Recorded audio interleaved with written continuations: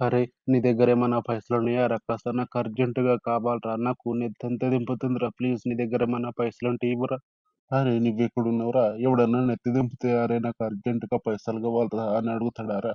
అసలు నీకు నెత్తెందుకు దింపుతుంది? నీకసలు పైసలెందుకు గావాలి? ఆ ముచ్చట చెప్పు ముందు. అరే! గదంతా వద్దురా గానీ, ఇప్పుడు నీ దగ్గర పైసలున్నయా? లేవా? గదొక్కటి చెప్పు. నాకైతే ఇప్పుడు అర్జెంట్‌గా పైసలు గావాలి. ఇప్పుడు నువ్విస్తావా? ఇయ్యవా? లేకపోతే నేనిక్కడి నుంచి ఎళ్ళిపోవన్నా? నువ్వేమన్నా నా పిల్లవారా?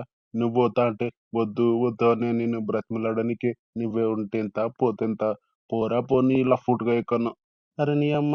అసలు నీకింత గూడంగా సిగ్గు, శరం ఏం లేదారా? నేను పోతుంటే అరె ఆగరా జర సేపు ఉండురా మాట్లాడదామా అని అనొచ్చు గదరా!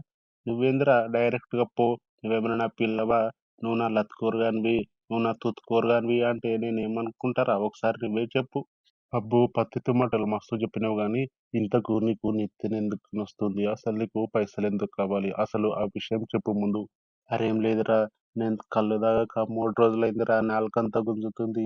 అందుకే కల్లు తాగుదామని నీ దగ్గర పైసలున్నాయేమో అని అడుగుతున్నా అంతే. అరె నీ అమ్మ ఇంక నువ్వు మారవారా? ఎప్పుడు చూడు అరె కల్లు తాగుదాంరా, అరె బీడీలు తాగుదాంరా, అరె కల్లు తాగుదాంరా, అరె బీడీలు తాగుదాంరా.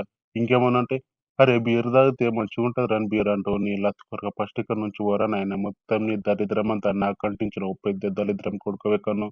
Thanks for watching this video friends. మీకు ఈ వీడియో నచ్చితే ఈ వీడియోని లైక్ చేయండి. ఇంకా ఇలాంటి వీడియోస్ కోసం ఈ ఛానెల్‌ని సబ్స్క్రైబ్ చేసుకోండి.